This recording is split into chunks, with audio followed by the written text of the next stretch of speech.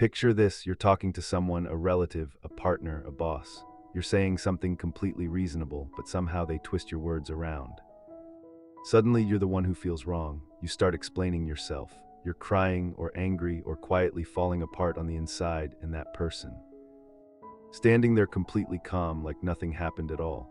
If this scene has ever played out in your life, you're not alone. This is a pattern, and this pattern has a name: narcissistic control. But today, we're not going to talk about how to defeat a narcissist or how to expose them.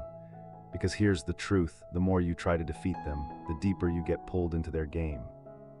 Today, we're going to talk about 3 Stoic secrets, not for revenge, but for taking your own peace back.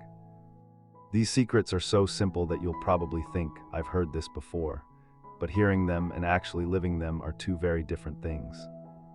And the day you start living them, you'll notice something strange. The person who used to control you will suddenly seem confused. Because their biggest weapon, your reaction, will no longer be in their hands, so let's begin. One small understanding before we start: a narcissist survives on one thing: control. Not control over things, but control over your emotions. As long as you keep reacting, whether it's anger, tears, or explaining yourself, their power stays intact. They feed on your emotional energy. That's their fuel. This is where Stoic philosophy comes in. Over 2,000 years ago, Epictetus said something remarkably simple: people are not disturbed by things, but by the view they take of things. In other words, no one can hurt you directly, not until you let that hurt in. This line sounds simple, but it carries so much power that once you truly understand it, any narcissist, any manipulator, starts losing their grip on you. So let's look at the first secret. Secret number 1: indifference, not reacting. What does a narcissist crave the most? Attention, reaction, an emotional response. Whether it's positive or negative, both work for them. If you praise them happily, that's a win. If you get angry and yell, that's also a win, because either way, control stays in their hands. But when you don't react at all, when you're neither happy nor upset, just calmly watching, their entire system crashes, because they simply don't know how to respond to that. Stoic philosophy calls this apatheia. It doesn't mean becoming a stone or shutting off your feelings completely. It means you stop letting your inner peace depend on someone else's actions. Marcus Aurelius, a Roman emperor and a deep Stoic thinker, used to remind himself in his book, Meditations, being upset by someone's anger or bad behavior means taking their weakness into yourself. Think about how powerful that is. When you react to someone's toxic behavior, you're inviting their energy into yourself. But when you stay calm, that energy simply goes back to where it came from. A real-life scenario: imagine you have a coworker who constantly belittles your ideas in meetings. He subtly mocks you or takes credit for your work. Earlier, you might have reacted, arguing back or trying hard to prove your point out of frustration. But now, the next time he does it, you simply stay calm. You show no anger, no hurt.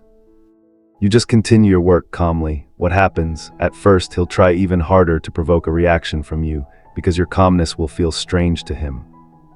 But as you stay consistently calm, his interest will slowly fade, because his entire game was built around your reaction. When the reaction stops coming, the game ends on its own. This indifference isn't coldness. It's a quiet strength where you're saying, your behavior is yours, my peace is mine. And I know how to keep the 2 separate. If you're currently going through something with someone who keeps provoking you, try this small practice. The next time they say something meant to trigger you, take a deep breath and ask yourself, is this within my control? If the answer is no, simply let it go. That letting go is real strength. Now let's move to the second secret. The first secret was about not reacting. But simply holding back reactions isn't enough if, deep down, you're still seeking their approval. That's why the second secret goes a little deeper. It's about detachment from validation.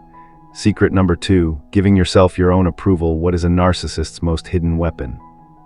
They make you dependent on their approval. They never give you full, open praise, just enough to keep you wanting more.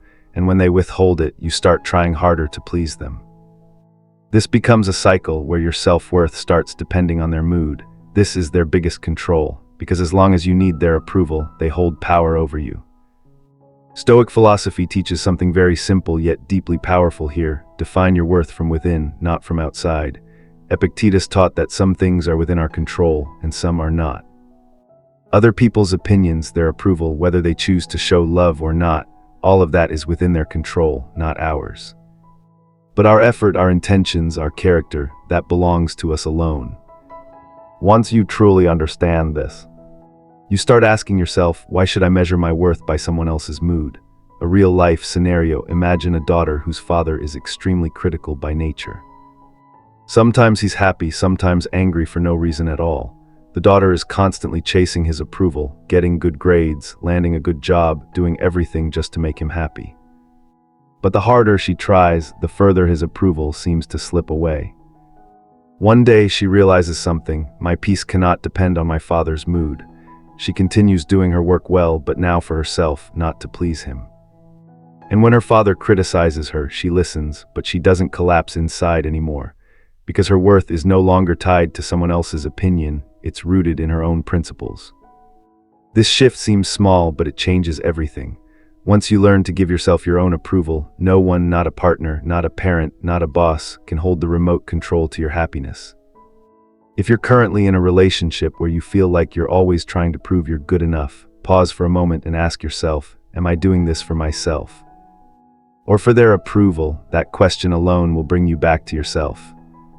Now the third and final secret. The first secret was about not reacting. The second was about defining your own worth.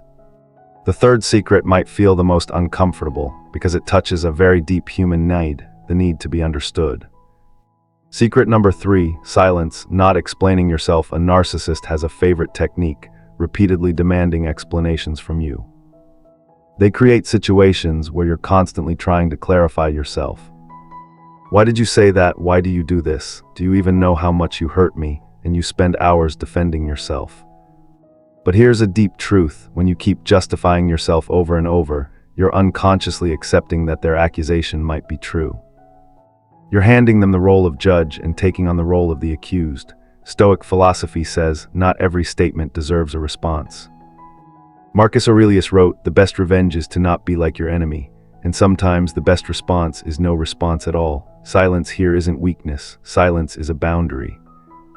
It says, I don't exist to explain myself everywhere. Those who know me don't need an explanation. And those who don't know me will never find any explanation good enough. A real-life scenario: there's a friend who keeps twisting someone's words in group chats, making them look bad in front of others. At first, that person would defend themselves every time, sending screenshots, explaining the logic, trying to make everyone understand the truth. But the more they explained, the more the confusion grew, because a manipulator always has a new angle ready. One day, that person decided, I'm not going to explain myself anymore. The next time that friend said something misleading, they simply said, the truth will come out with time. I don't need to convince anyone. And then they stayed quiet.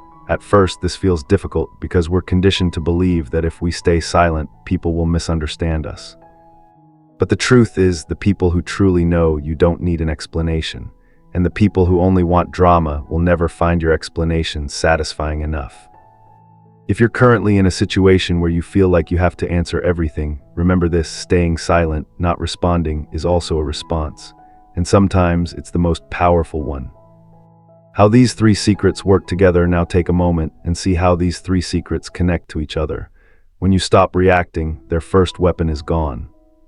When you define your own worth, their second weapon is gone. And when you embrace silence, their third weapon is gone too. And when all 3 weapons are taken away, what's left?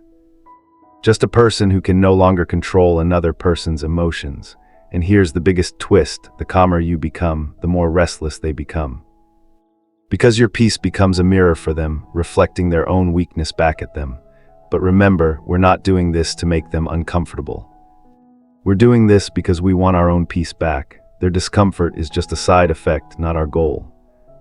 A gentle reminder: if you're watching this video right now, and it feels like it was written just for you, first, understand this: you are not alone. Many people are living in relationships, workplaces, and homes where someone is trying to control their emotions. But always remember one thing: you cannot change another person. You can only change yourself. And when you change, when you stop reacting, when you define your own worth, when you embrace silence, whether that person changes or not, your life will definitely change. Because real freedom isn't about defeating someone. Real freedom is being at peace with yourself, regardless of anyone else. So these were the 3 Stoic secrets: indifference, self-validation, and silence. These aren't weapons to defeat someone, they're a path to reclaiming your own strength. Remember, Marcus Aurelius was an emperor. He held all the power in the world, but his greatest victory was that he never let anyone take away his inner peace. You can do the same. You don't need any title, any armor, just the understanding that your peace belongs to you. No one can control it unless you give them permission. If this video taught you something new today, take one small step today in just one situation. Instead of reacting, try to stay calm, just once, and see how it feels. Don't hand your peace over to anyone. It belongs only to you, and it always will. See you in the next video. Until then, stay calm, stay strong.